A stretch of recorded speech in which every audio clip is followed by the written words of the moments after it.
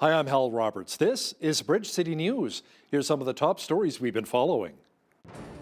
Alberta Premier Jason Kenney explains why health restrictions for our province are still needed, even with COVID-19 case counts coming down. The results of a government survey are out, asking Albertans their thoughts on coal mining in the Rockies. And fighting continues in Gaza between Israel and the Palestinians. We have an update from our foreign affairs expert, Lisa Daftari. Your nation, your province, your southern Alberta. From the heart of Lethbridge, it's Bridge City News with Hal Roberts. Thanks so much for joining us. Alberta Premier Jason Kenney says overall COVID-19 transmission in our province is going down, but health restrictions are still needed to keep more contagious variants at bay. Kenney says without action, the province would have to cancel thousands more surgeries and make decisions on who gets intensive care. He says the Emergency Management Cabinet Committee will discuss reopening strategies this week and next, and that it will be tied in large part to the percentage of people who get vaccinated. The province has so far more than 2.2 million Albertans have now been vaccinated. Hundreds of vehicles were seen lining up at the Carway border crossing here in southwestern Alberta today as people were headed south to get COVID-19 vaccinations. Some people even slept in their vehicles, hoping to get a shot before surplus doses being offered by the Blackfeet tribe in Montana ran out. Many, including a couple from Calgary, were there to receive their second shots. The tribe says it will keep helping Canadians as additional doses of vaccine become available. The head of Alberta Health Services says the number of people in intensive care in the province hit a record 240 this week, including 186 patients with COVID-19. Dr. Verna Yu says the addition of the 106 ICU beds on top of the province's pre-pandemic capacity of around 170 is the only thing that prevented capacity from being surpassed.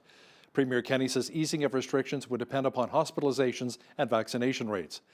Chief Medical Officer of Health, Dr. Dina Henshaw, says the highest active case rates are not in the major cities, but in the northern part of the province, including the Fort McMurray area.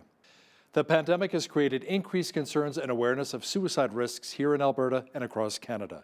At Lethbridge Family Services, suicide awareness and prevention is a critical public health response to COVID-19. That's why they're hosting workshops and training on the topic. Despite preliminary reports that show suicide rates decreased in 2020, John Thompson, who's the Outreach and Education Supervisor for LFS, says the pandemic has increased the demand for more awareness. There's some suggestion that even though we've had all kinds of challenges with the pandemic, we've also had much more attention being paid to help-seeking and help-seeking services, and people have had much more of an opportunity to stay connected to even a small group of their own personal supports, so that's a part of it. Workshops take place from June until August, and you can get more information from Lethbridge Family Services on their website. Lethbridge City Council was set to make final decisions on the 2022 to 2031 Capital Improvement Program on Tuesday. The recommendations, however, from the Standing Policy Committee have been postponed for 2 weeks. Councillor Blaine Hagan proposed the delay, which was carried by a vote of 8-1. Councillor Rob Miyashiro was the one who opposed the motion. Now, prior to the postponement, Rob Miyashiro introduced an amendment to add an item for affordable housing. If approved, the recommendation would work to develop additional supportive housing through matching grants. $5 million would be allocated from the CIP.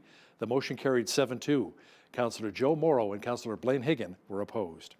Lethbridge City Council also unanimously approved a micro-mobility project featuring rentable battery-powered e-scooters to see how they can be viable in the city.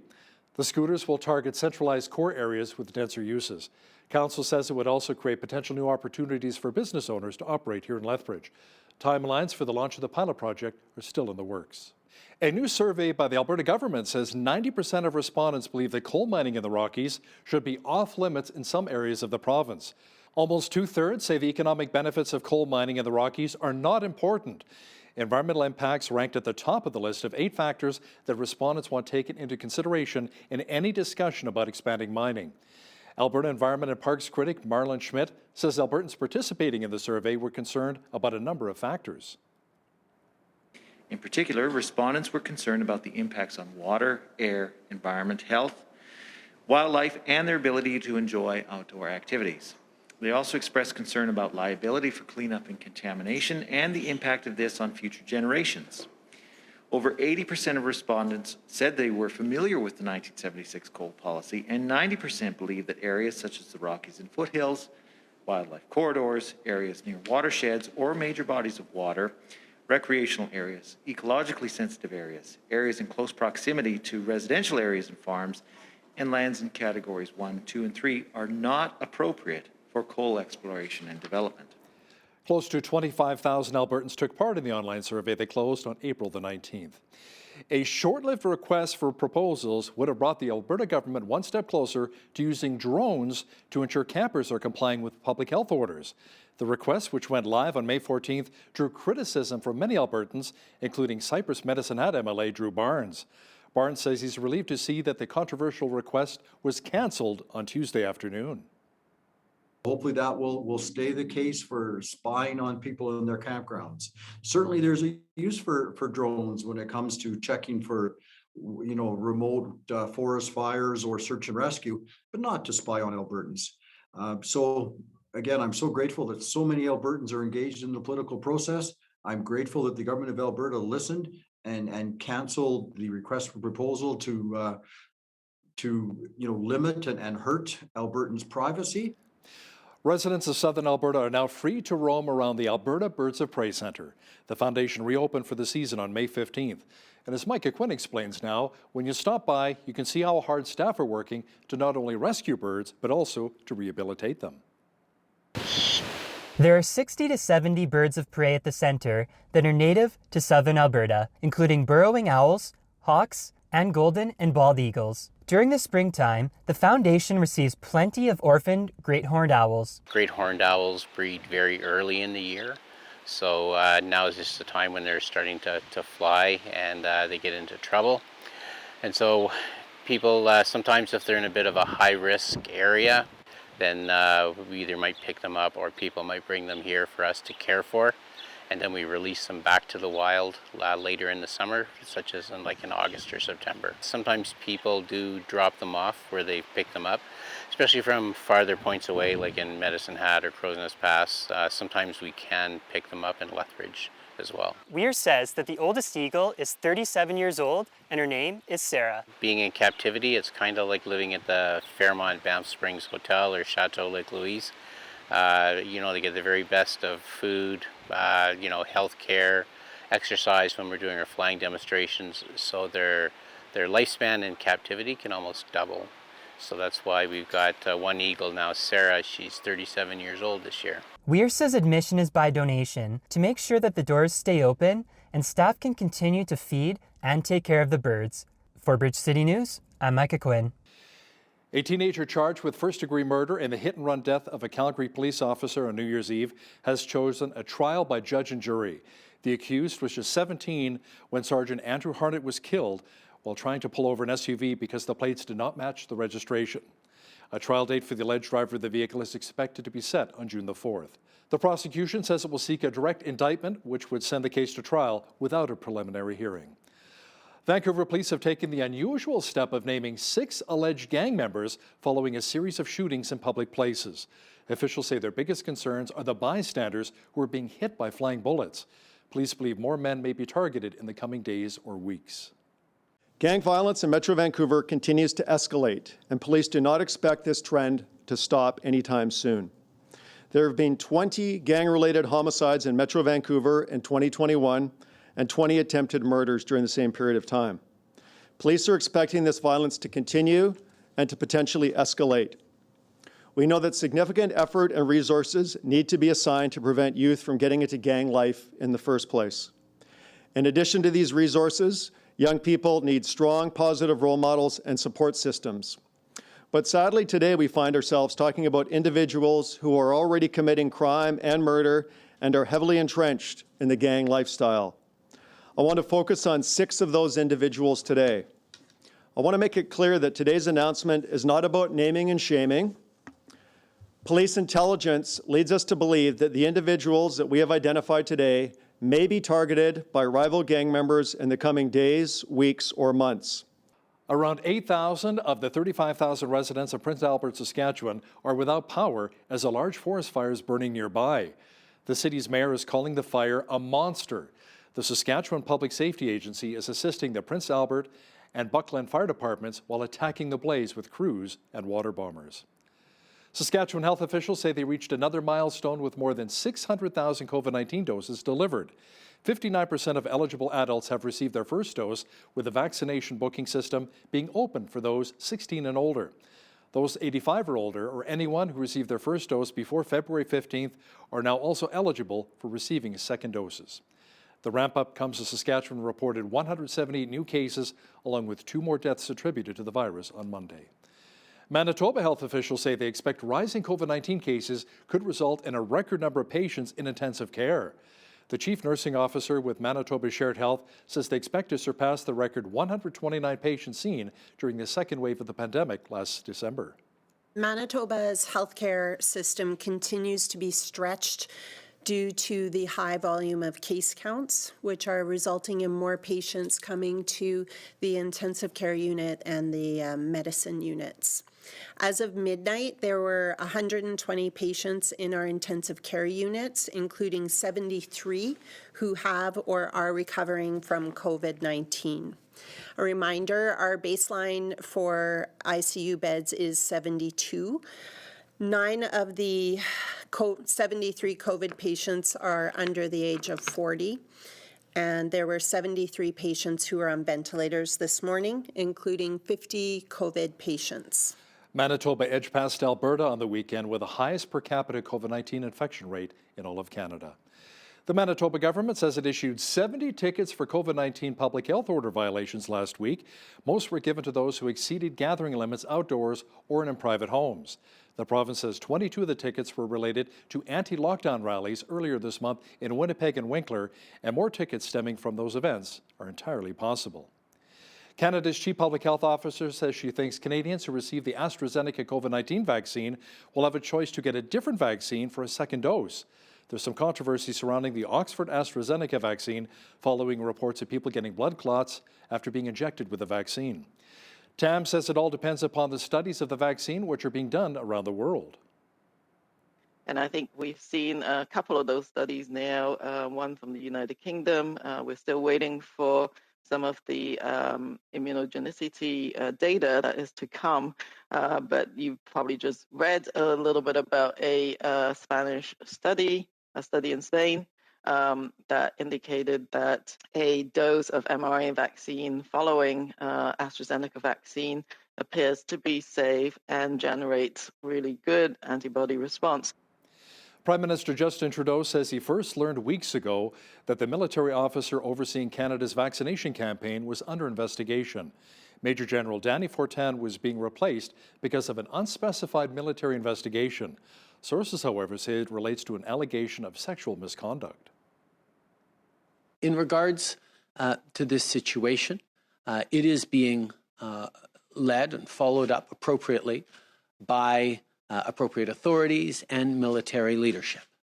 In situations like this, those authorities can make a determination to inform me in my office, which they did in this case a number of weeks ago.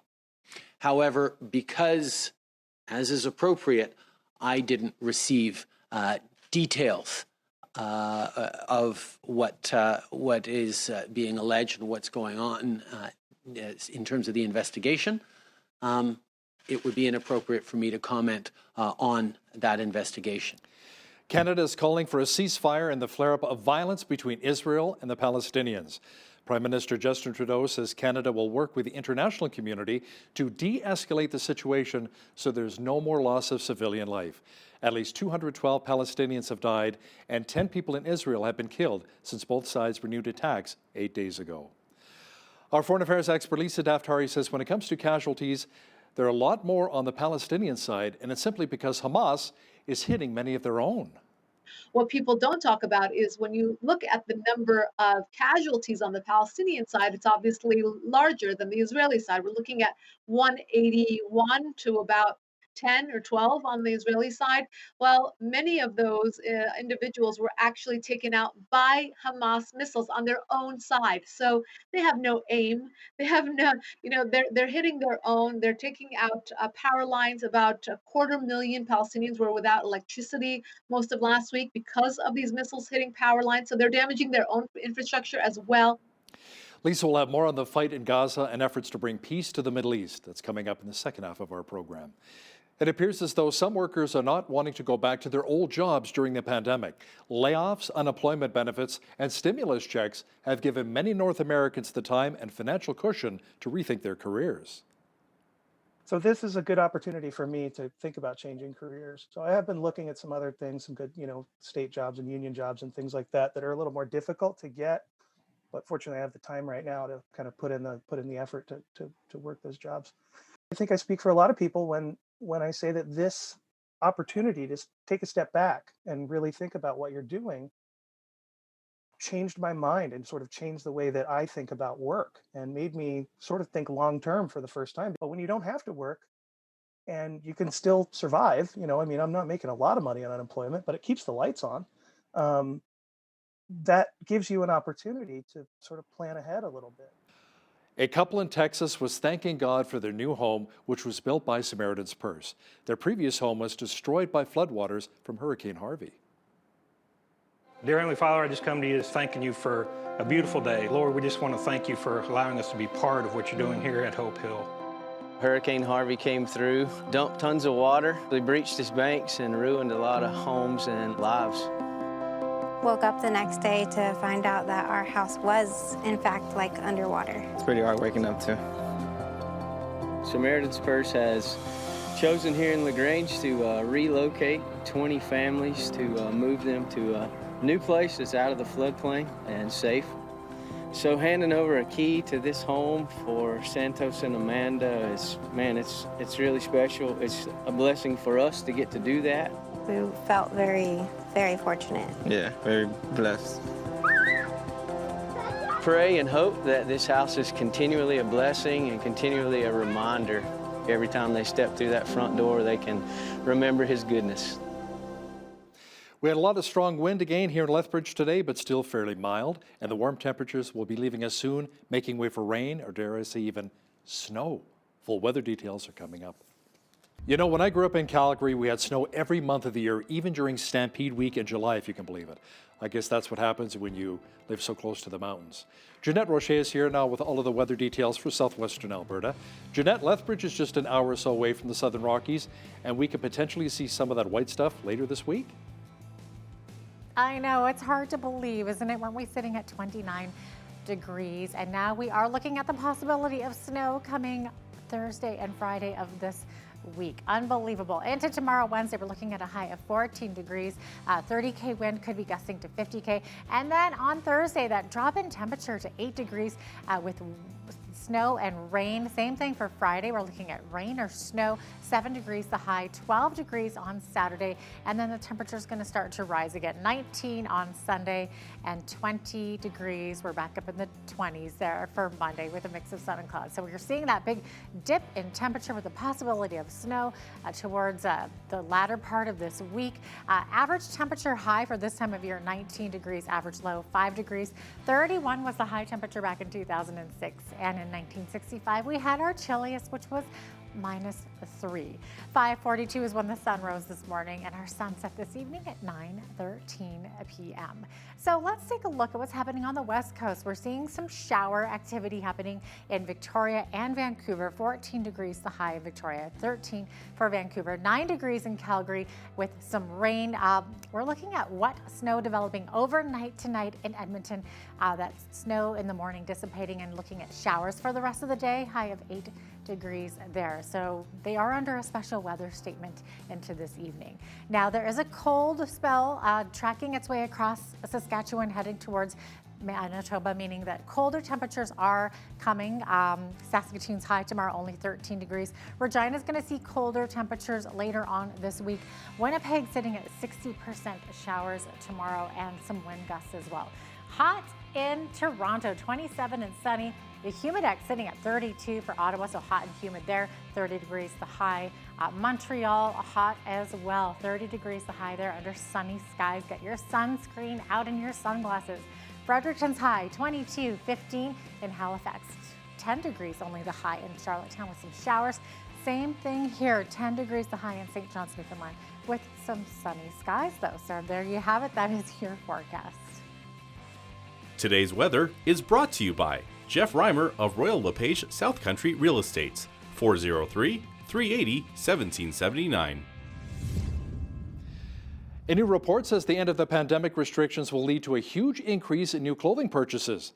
Market research firm the NPD Group says more than half of the Canadian consumers surveyed plan to update their wardrobes once in-person social gatherings resume. That jumps to 2/3 among consumers aged 18 to 34.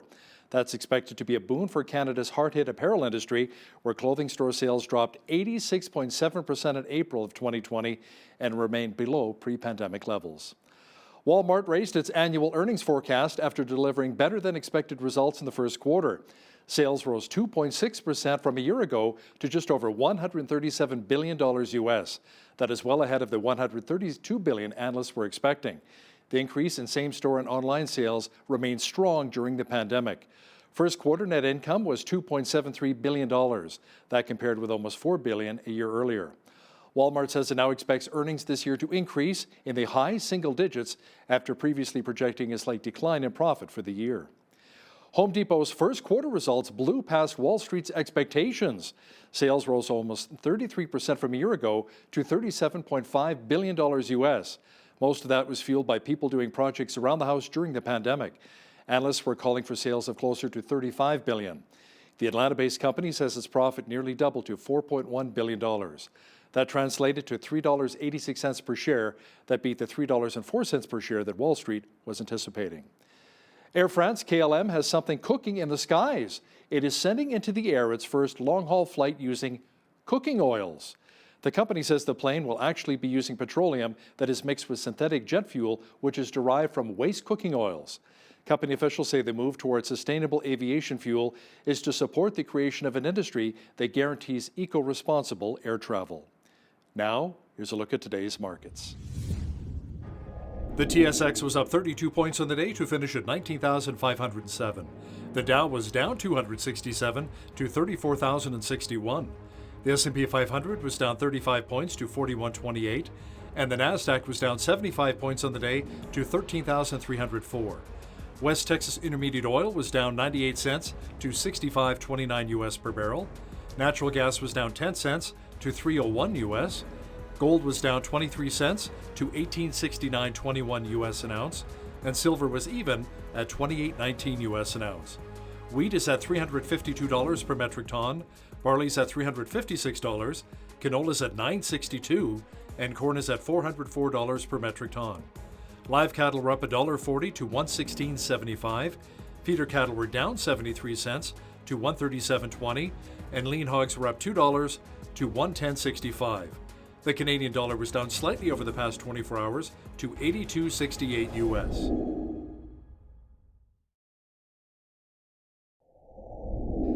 Recapping one of our top stories this hour, the head of Alberta Health Services says the number of people in intensive care in the province hit a record 240 this week, including 186 patients with COVID-19.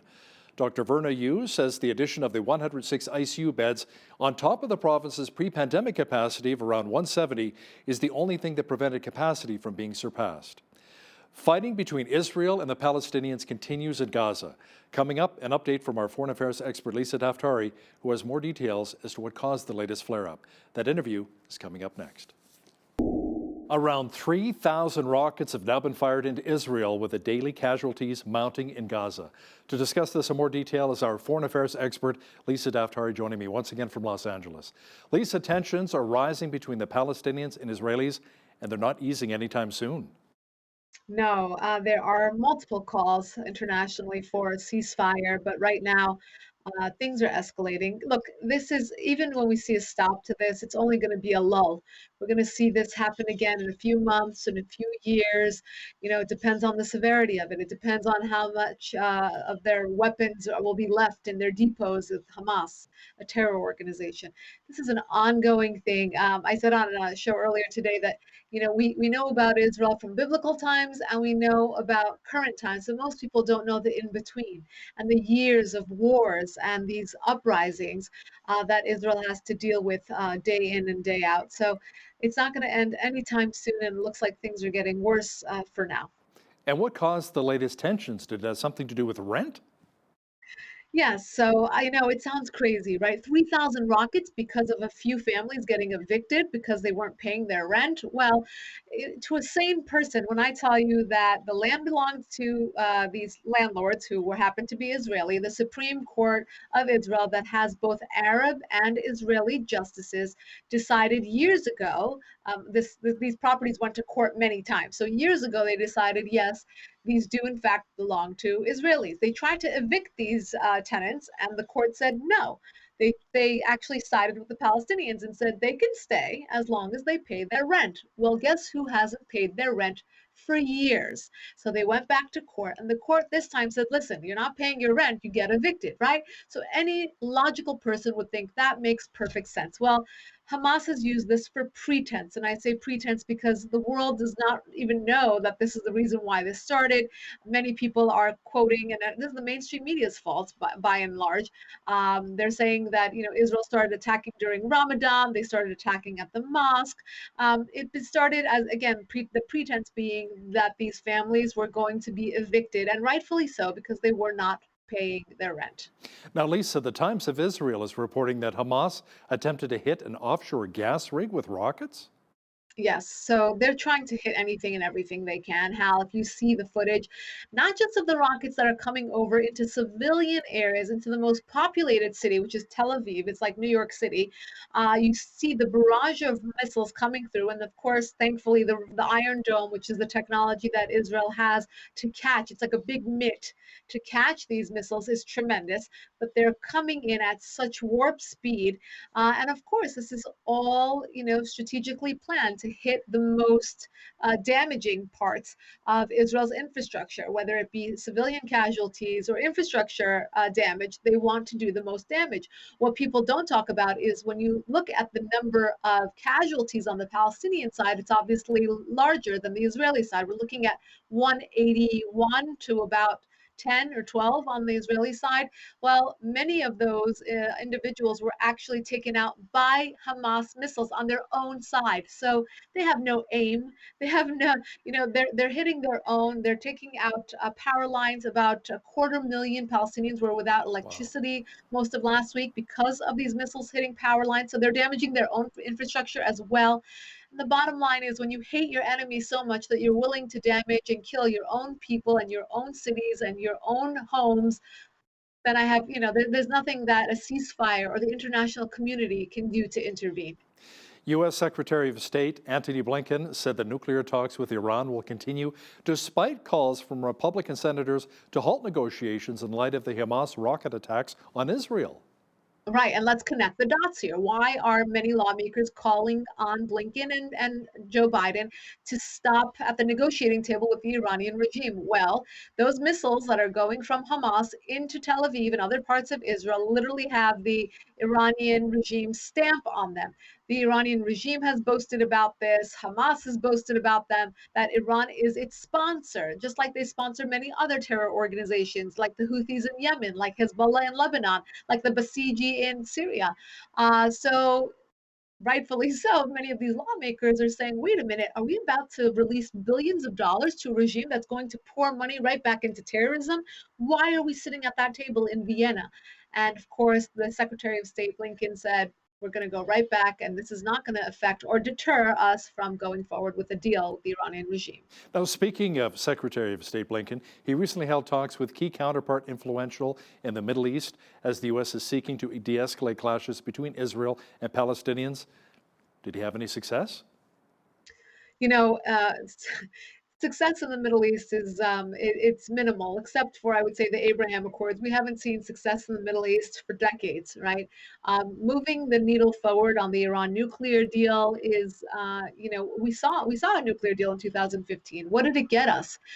I think what this administration is not understanding is that you have to use leverage in order to get something in return. And foreign policy is exactly about that, is looking at your interests and seeing how they can align with other people's interests around the world and coming to a consensus because of our shared interests. But this administration has done away with any leverage we had with regards to the terrorists, with regards to Afghanistan, with regards to Iran's regime. They came in, and the Iran's regime was in a good place in terms of where we wanted them, in terms of the global community, the Western world. We wanted them squeezed in terms of their economic status, in terms of their ability to pour money into their weapons program, pour money into their terror programs, and it was working. It was working. There was no way to do banking with the central bank. They had to come up with unique trading partners, and they were getting squeezed. In terms of the nuclear deal, we withdrew in 2018. We said we're not going to go back until things change, until we see significant behavioral changes. Those were the words of the Trump administration.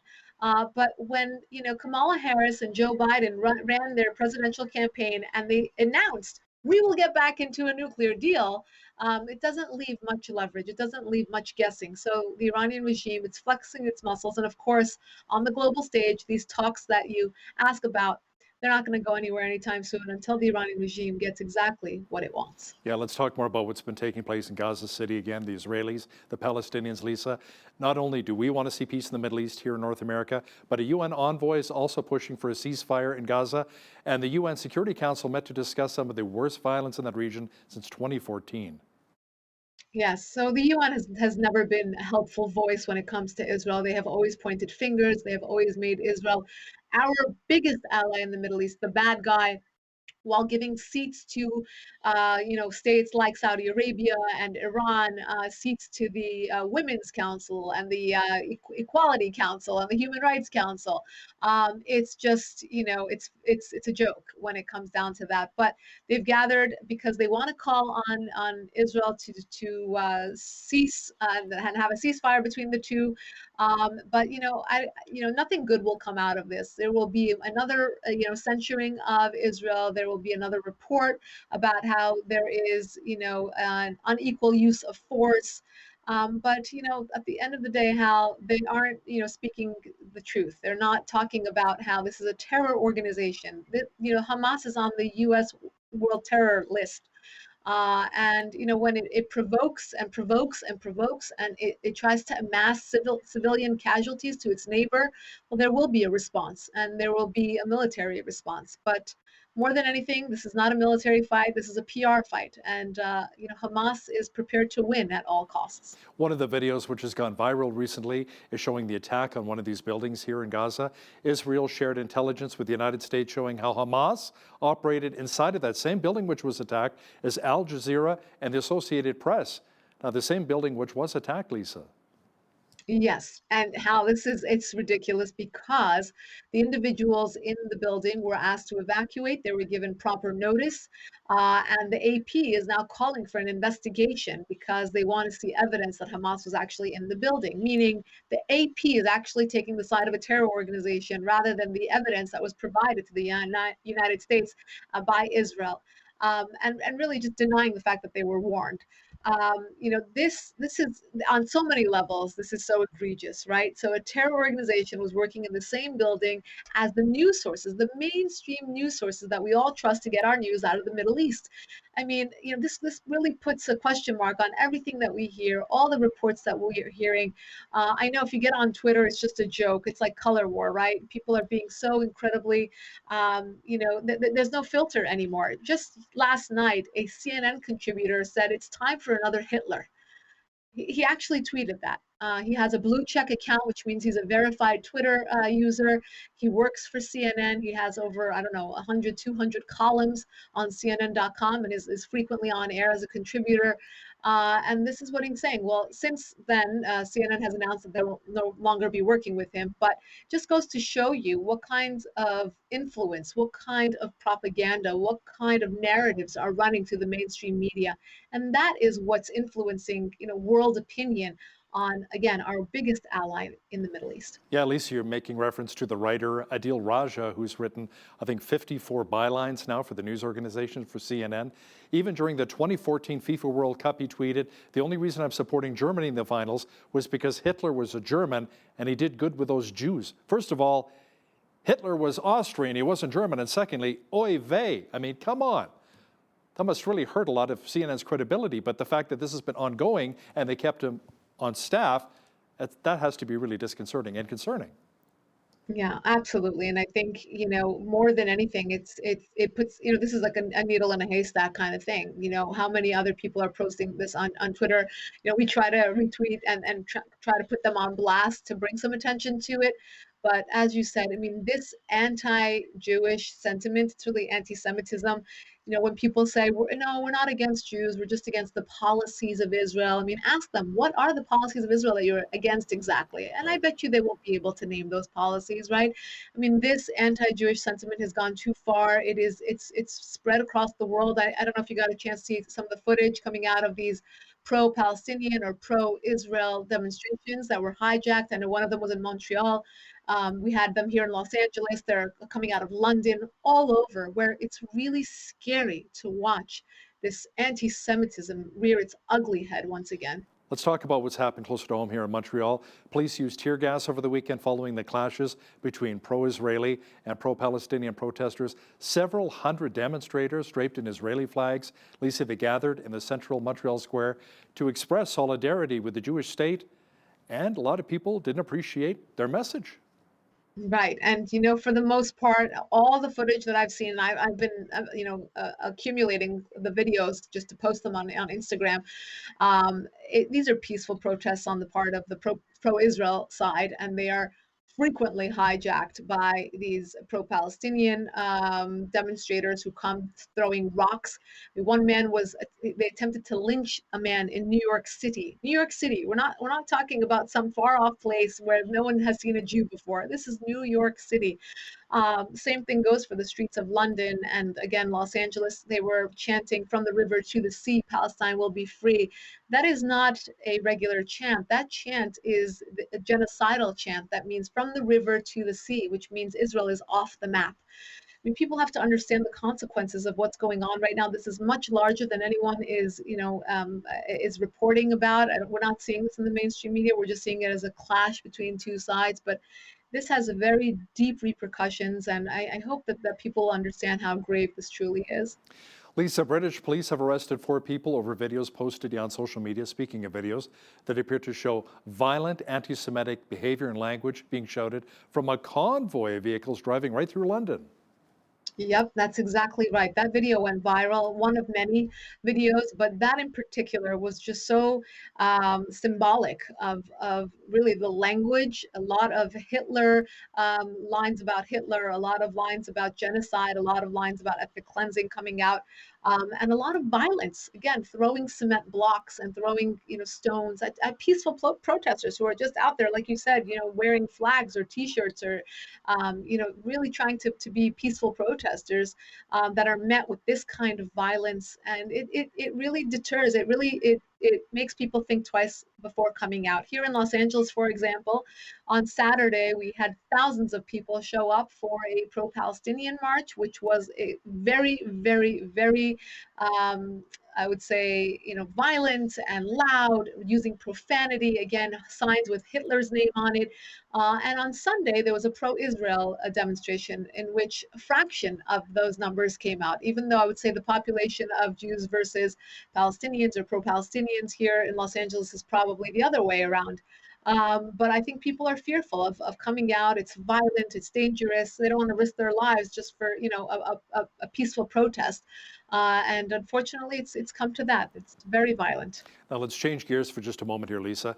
The director of the Center for Disease Control is defending the decision to ease mask wearing guidance for vaccinated people. Rochelle Walensky says it has nothing to do with increased political pressure.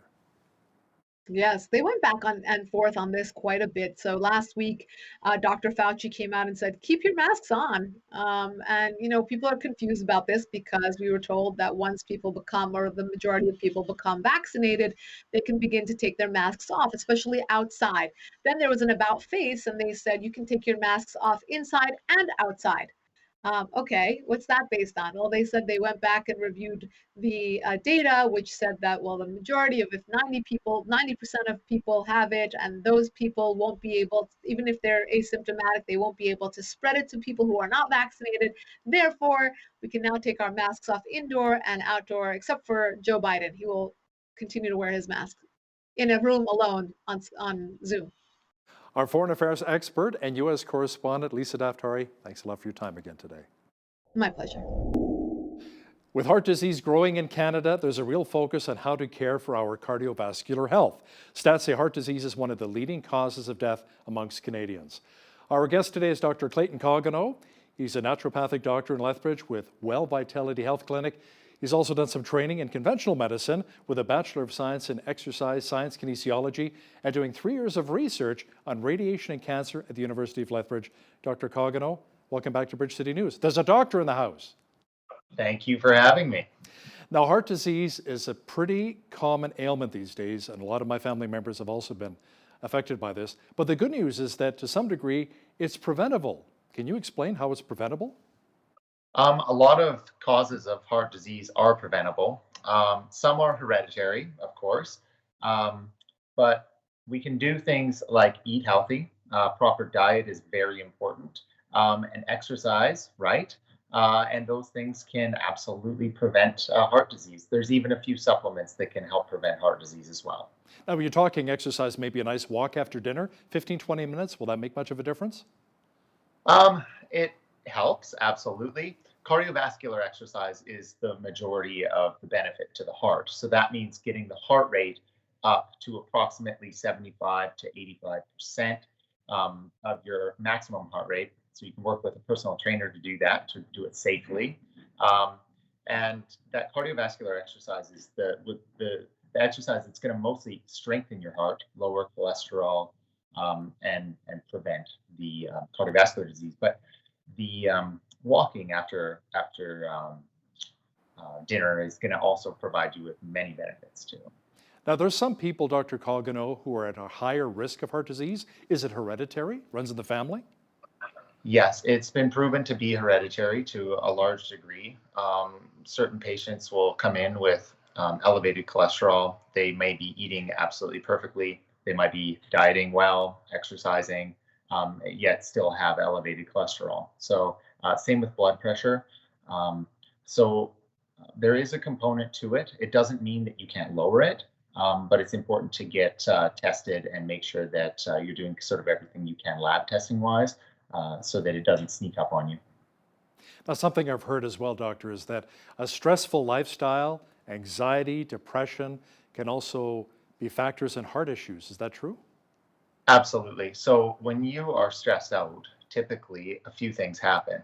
The first thing that happens is that your angiotensin goes up. So your blood vessels will actually shrink. They'll get a little smaller. That'll increase your pressure on your blood vessels, and that increases your blood pressure. So that increases your risk of heart disease or heart attack.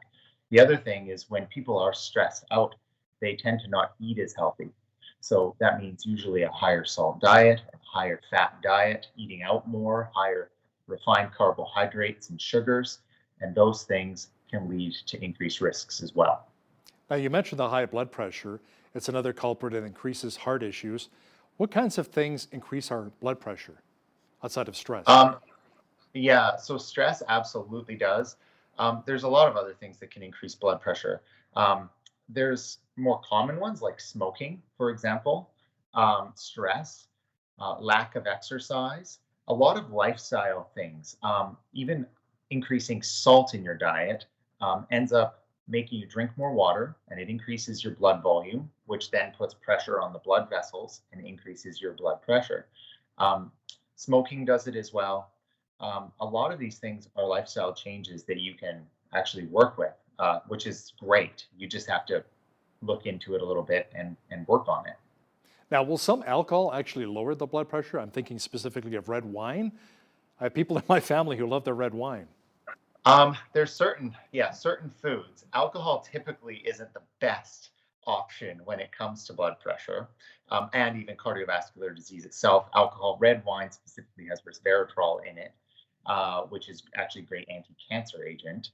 Um, but yeah, it's probably not the best option, alcohol, when it comes to lowering blood pressure. Chocolate, on the other hand, not milk chocolate, but Oh, dark chocolate oh, is, I come on. know it has to You're be breaking my dark heart chocolate. here. Yes, I know.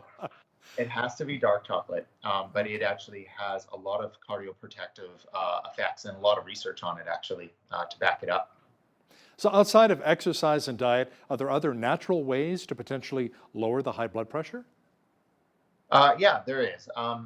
So very common. A lot of people will take magnesium is a very common one. It will vasodilate or open up the arteries, and it works actually really well. We can even give it intravenously in certain more extreme cases, and it's quite fast. Depending on the form, though, you want to take the right form of magnesium to do that. Um, Other things that can lower blood pressure and even just help with cardiovascular stuff is like CoQ10, garlic, serapeptase. There's a lot of things that you can do lifestyle and supplement wise. Um, you can decrease stress by doing yoga and meditation. A lot of these things will activate your parasympathetic nervous system, or the nervous system that calms you down. So with those patients or people with blood pressure that's related to stress, decreasing stress beyond just diet and exercise is a huge factor. I find with me as well as meditating on God's word and in prayer, in that regard, brings me a lot of peace to my spirit, my soul, and my body. And sometimes music really helps too. Worship music really Absolutely. helps me in that regard. Now, let's talk about magnesium for just a moment here. What about foods that are high in magnesium that we can eat? Yeah. So in terms of foods that are going to be elevated in magnesium, they're not going to be strong enough to lower someone's blood pressure. You're gonna have, yeah, you have to, unfortunately, you're gonna have to take something such as like a higher dose of something to lower someone's blood pressure. Blood pressure itself is actually very complex. It's a very complex system, and it's typically actually quite difficult to lower in people. And so, one, prevention is key. So, eating a healthful diet high in bioflavonoids, lots of fruits, lots of vegetables, um, decreased saturated fats.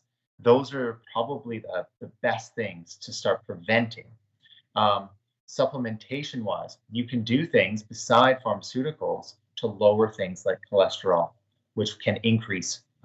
Basically, it decreases the circumference of the vein or the artery, which can increase blood pressure. So yeah, there's a lot of things you can do, but once you have an elevation in blood pressure, magnesium itself, it won't be high enough in certain foods. It actually has to be supplemented. Now, you talked a bit about fats. I'm thinking more specifically animal fats, maybe healthy fats. Many members of my family, they always like to trim the fat off of a steak, off of a pork chop. Are you saying maybe we shouldn't do that? No, you want to do that. Oh. So off of, yes, sorry, I'll clarify. But that tastes so good. Okay, go ahead. I know. So saturated fats are the fats that are typically harder at room temperature, such as red meats. So that is what you're talking about. Now, those fats tend to stay around in our bodies, not be utilized quite as much, and they clog our arteries. Those are the ones that are bad. Healthful fats would be omega-3 fatty acids. So those are found in fish, for example, but you can also take supplementation. Now, those will actually lower bad cholesterol. They'll lower the LDL bad cholesterol, and they'll raise the HDL good cholesterol in your body. And there's a lot of foods that have those in there, but the predominant one is going to be sort of following similar to a Mediterranean style diet or even a DASH diet, where you're eating a lot of fruits, a lot of vegetables, and then increasing the healthy fats in your diet, such as fish. Is there bad fish to eat? Like maybe too much tuna, or like some people like tilapia, as opposed to good fish? More, yes, absolutely. There is not so much for bad fats, so to speak. Um, uh, it's more so because of heavy metals, toxins. So, like for example, tuna is quite elevated in mercury, right? And that's because it's a very large fish, so it eats and bioaccumulates the other fish's mercury, and so it bioaccumulates in its own tissues. So it shouldn't be eaten overly quite a lot. Um, but even elevated global lead level has been shown to increase um, hypertension or high blood pressure in patients. So the role of toxins in the body is also very important when it comes to blood pressure. So maybe, I guess, trout and salmon, they're pretty good still, smoked salmon, traditional Yeah, favorite in our smaller. household. Yeah. Yeah, usually the smaller fish are actually the ones that are going to be um, healthier for you. So when we're deriving, for example, an omega-3 supplement, typically they're using sardines and anchovies to obtain that omega-3 because you get less bioaccumulation of toxins in the oil. And because fat can store it, you want to make sure that you're eating smaller fish, not bigger fish. How about shellfish like crab and lobster? Do we still find the omega-3s in those? Not as much. No, they are high in protein, but they're not high. They're delicious too, but they're Yes, they are. but they're not high in the omegas like salmon would be. Okay. How about natural supplements that can really reduce the risk of heart disease, Dr. Cogano? Okay, so beyond omega-3s, which are probably one of the primary ones, one of my favorite that I like to suggest is actually, it's called Crataegus. It's hawthorn. And hawthorn, it's the leaf and berry that grow on hawthorn trees. Wow. And you'd think, well, that's weird, but every single bit of research on hawthorn shows benefit for your cardiovascular system. You can even drink it medicinally as a tea. You don't even have to take it as a supplement. It's safe in pregnancy, is how safe it is. So that's when we know something's extremely safe, is when it's safe in pregnancy. But it vasodilates, so it helps to lower blood pressure. It is a cardiotonic, so it strengthens the blood vessels and strengthens the heart muscle itself. And it can even help to regulate the heartbeat itself if you have an irregular heartbeat.